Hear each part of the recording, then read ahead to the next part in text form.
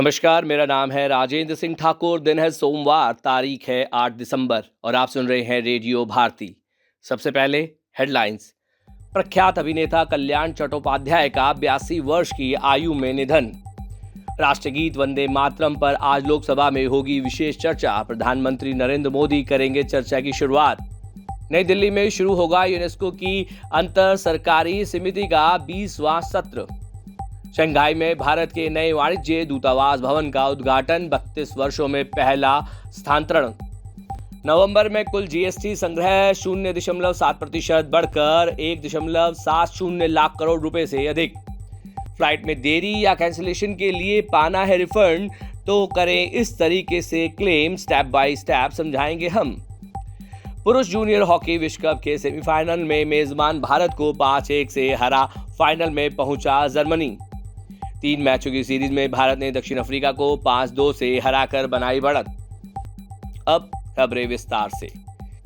प्रख्यात अभिनेता कल्याण चट्टोपाध्याय का 82 वर्षीय आयु में निधन हो गया। हाल ही में उन्हें वृद्धावस्था संबंधी बीमारियों के कारण अस्पताल में भर्ती कराया गया था। रविवार रात उन्होंने अंतिम सांस ली। केवड़ा तला महाशमशान में उनका अंतिम संस्कार किया गया। पश्चिम बंगाल के मुर्शिदाबाद जिले के बहरामपुर में वर्ष 1942 में जन्मे श्री चट्टोपाध्याय ने FTII पुणे से स्नातक किया था। उन्होंने 1968 में तपन सिन्हा की फिल्म अब जन से अपने फिल्मी कैरियर की शुरुआत की थी। राष्ट्रगीत वंदे मातरम की 150वीं वर्षगांठ पर आज लोकसभा में विशेष चर्चा शुरू होगी। आधिकारिक सूत्रों के अनुसार प्रधानमंत्री नरेंद्र मोदी लोकसभा में इस चर्चा की शुरुआत करेंगे। संसदीय कार्य मंत्री किरेन रिजिजू ने इस बारे में जानकारी देते हुए बताया कि पूरे दिन की चर्चा दोपहर 12 बजे शुरू होगी। उन्होंने बताया कि लोकसभा अध्यक्ष ओम बिरला की अध्यक्षता में हुई सर्वदलीय बैठक में यह निर्णय लिया गया कि 8 दिसंबर को वंदे मातरम पर चर्चा और 9 दिसंबर को चुनाव सुधारों पर बहस होगी। यूनेस्को की अंतर सरकारी समिति का 20वां सत्र आज नई दिल्ली में लाल किला में शुरू हुआ। इस सत्र की अध्यक्षता यूनेस्को में भारत के राजदूत और स्थायी प्रतिनिधि विशाल वी शर्मा करेंगे। भारत ने इस वर्ष यूनेस्को की अमूर्त विरासत सूची के लिए प्रकाश, भाईचारे, करुणा और सामूहिक उत्सव के त्योहार दीपावली को नामांकित किया है। केंद्रीय संस्कृति और पर्यटन मंत्री गजेंद्र सिंह शेखावत ने कहा कि इस प्रस्ताव की पहले स्वतंत्र मूल्यांकन निकायों द्वारा समीक्षा की जाएगी। सत्र के दौरान चर्चा की जाएगी और सरकार को सकारात्मक परिणाम का विश्वास है।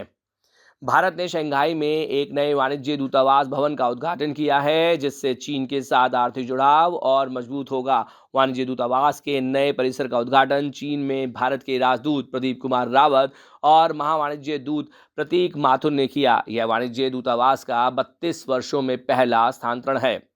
पिछले वर्ष नवंबर की तुलना में इस वर्ष नवंबर में कुल सकल जीएसटी संग्रह 0.7% बढ़कर 1,70,000 करोड़ रुपए से अधिक हो गया है। पिछले वर्ष इसी महीने कुल सकल जीएसटी राजस्व 1,69,000 करोड़ रुपए था। अक्टूबर में केंद्रीय जीएसटी संग्रह 34,843 करोड़ रुपए और राज्य जीएसटी संग्रह 42,522 करोड़ रुपए रहा। एकीकृत आईजीएसटी संग्रह 92,910 करोड़ रुपए और उपकर 4,006 करोड़ रुपए रहा।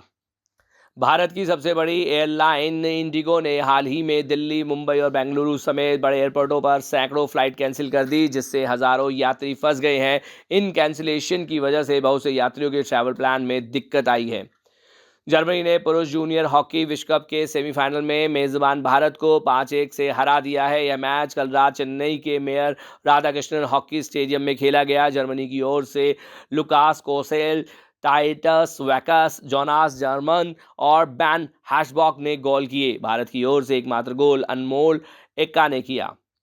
पुरुष हॉकी में भारत ने कल रात के एपटाउन में 3 मैचों की सीरीज के पहले मैच में मेजबान दक्षिण अफ्रीका को 5-2 से हरा दिया है। भारत की ओर से शैलेंद्र लाकड़ा, आदित्य लालगोहा, अमित और हरदासिया, हरमनप्रीत सिंह और दिलप्रीत सिंह ने गोल किए, जबकि दक्षिण अफ्रीका के लिए मुस्तफा केसीएम और वीवे मटाबा ने गोल किए। अब हम लेते हैं आपसे विदा इस वादे के साथ कि आप बने रहेंगे रेडियो भारती के साथ। धन्यवाद।